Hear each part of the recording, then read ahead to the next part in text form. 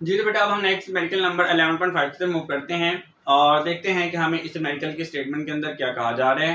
तो आप तमाम बच्चों से रिक्वेस्ट है कि आपकी तवज्जो जो है वो बिल्कुल व्हाइट बोर्ड की तरफ होनी चाहिए, ठीक है। और जहां से आपको ना समझ लगे आपने फौरन से जो है मुझसे पूछ लेना है, ठीक है।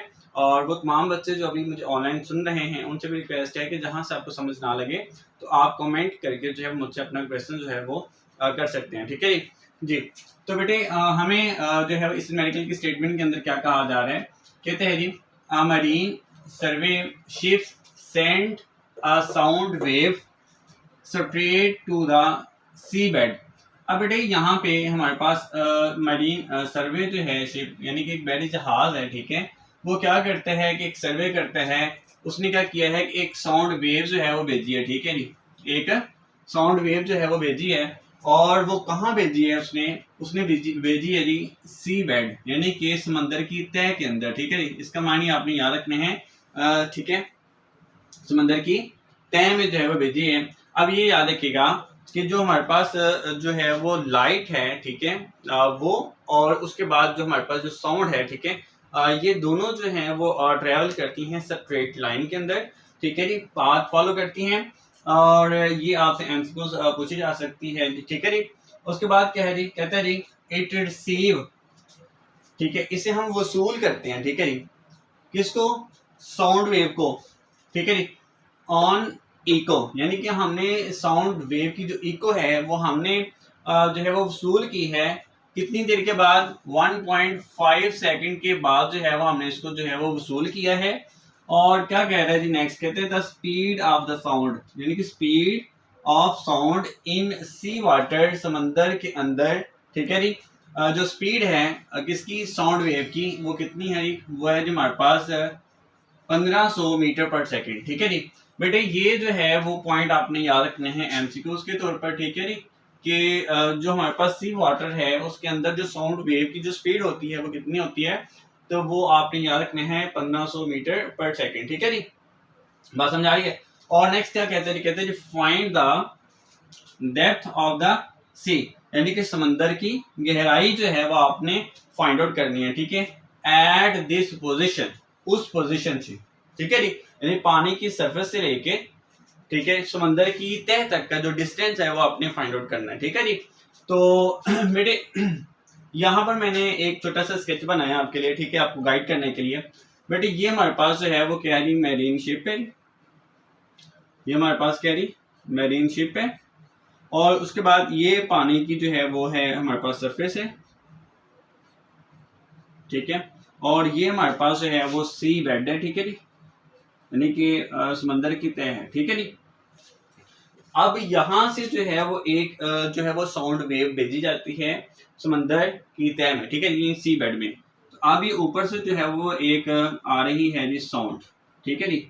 ये साउंड वेव है, ऊपर से नीचे आई, फिर नीचे से वापस ऊपर गई है जी, ठीक है जी, ये याद रखिएगा।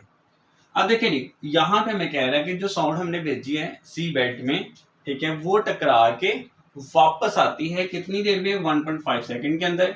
तो अब देखें हमसे उसने क्या पूछा है, हमसे उसने पूछा है आपने फाइंड आउट करना है डेप्थ यानी कि गहराई फाइंड आउट करनी है किसकी? से की यानी कि समंदर की, ठीक है जी। ये पॉइंट्स याद रखिएगा। और पोजीशन से मुराद क्या है जी? डिस्टेंस, ये याद रखिएगा। पोजीशन से क्या मुराद है जी? डिस्टेंस, ठीक है जी। अब बेटे मैं आपको बता दूं कि जो न्यूमेरिकल नंबर 11.6 और 11.7 है, ठीक है जी, ये दोनों न्यूमेरिकल जो है वो सेम है, सेम इसी मेथड से जो है वो सॉल्व किए जाएंगे। अगले जो दोनों न्यूमेरिकल्स हैं उसमें भी आपको जो है वो टाइम गिवन होगा, टोटल टाइम जाने का और वापस आने का, दोनों का मिला के जो टोटल टाइम है, ठीक है, वो आपके पास मौजूद होगा। और आपको स्पीड गिवन होगी और आपसे हमेशा जो है वो कहा जाएगा कि आपने डिस्टेंस फाइंड आउट करना है, ठीक है जी। एक मेडिकल के अंदर जो है वो जो वर्ड यूज किया जाएगा वो किया जाएगा पोजीशन, और जबकि दूसरे मेडिकल के अंदर जो है वो एक वर्ड इस्तेमाल किया जाएगा डिस्टेंस, ठीक है जी। तो अब याद रखिएगा डेप्थ हो, ठीक है, आपके पास डिस्टेंस हो या आपके पास जो है वो पोजीशन आ जाए, ठीक है, ये तीन वर्ड्स आ रहे हैं। तो तीनों से मुराद ये है कि आपने एस फाइंड आउट करना है, ठीक है जी। आपने डिफरेंट सिंबल जो है वो इस्तेमाल नहीं करने, जस्ट एक सिंबल याद रखें, ठीक है जी। और इन तीनों न्यूमेरिकल्स के अंदर जो है वो एक ही फॉर्मूला इस्तेमाल होगा, वो कौन सा, S is equal to VT। जी तो बेटा अब देखिए आपने क्या किया है कि यहाँ से जो है समुद्र की सतह से जो है एक साउंड जो है वो भेजी है सी बेड में। अब वो जो साउंड जो आपने भेजी है वो स्ट्रेट लाइन जो है ट्रेवल करती हुई नीचे गई है, फिर अब वो समुद्र की सतह समुद्र की तह के साथ जो है टकराई है, टकरा के वो वापस आई है। और वो कितने वक्त में आई है जो हमारे पास, वो है जी टोटल टाइम कितना है जी, टी वो है जो हमारे पास है 1.5 सेकेंड। और कितनी स्पीड से वो गई है जी, वो है जी हमारे पास 1500 मीटर पर सेकेंड। और आपसे पूछा गया है कि आप बताएं कि एस यानी कि डिस्टेंस कितना उसने तय किया, ठीक है जी। अब देखें जी एक ये पॉइंट है, ठीक है, एक ये पॉइंट है, दो पॉइंट्स के दरमियान टोटल ये लंबाई, ठीक है। अब देखिए यहाँ पे दो पाथ इस्तेमाल हुए, एक जाने के लिए और एक वापस आने के लिए।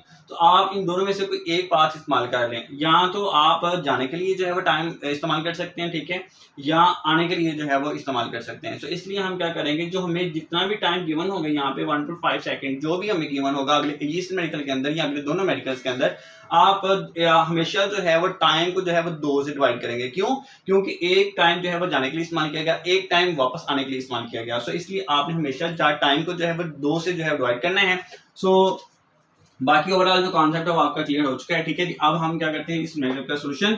तो सबसे पहले देखेंगे जी यहाँ पे गिवन डेटा, तो गिवन डेटा में बेटे हमारे पास क्या है जी, सबसे पहले तो आपके पास है जी टाइम, टाइम कितना है जी हमारे पास 1.5 सेकंड। अब बेटे हम क्या करेंगे 1.5 को जो है वो डिवाइड करवाएंगे 2 से। 2 से डिवाइड क्यों करवाया है, वो इसलिए क्योंकि एक टाइम इस्तेमाल हुआ जाने के लिए साउंड को, एक टाइम इस्तेमाल हुआ वापस आने के लिए। तो हम दोनों में से किसी यानी कि एक पाथ का जो है वो टाइम इस्तेमाल कर लेंगे जी, ठीक है जी।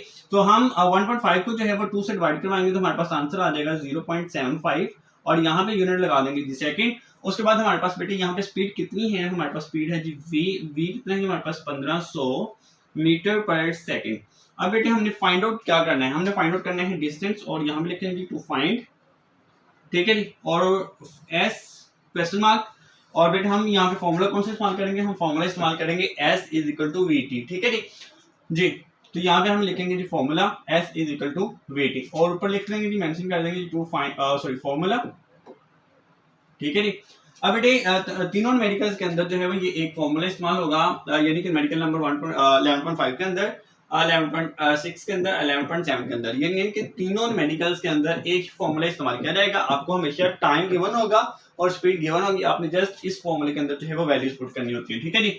हमारे पास स्पीड कितनी है बेटे, हमारे पास है जी वो है जी 1500, उसके बाद टाइम कितना है बेटे हमारे पास 0.75। अब बेटे यहाँ पे अक्सर ऐसा होता है कि बच्चों को जो है वो कैलकुलेटर जो है वो इस्तेमाल करना पड़ता है एक छोटी सी कैलकुलेशन को करने के लिए।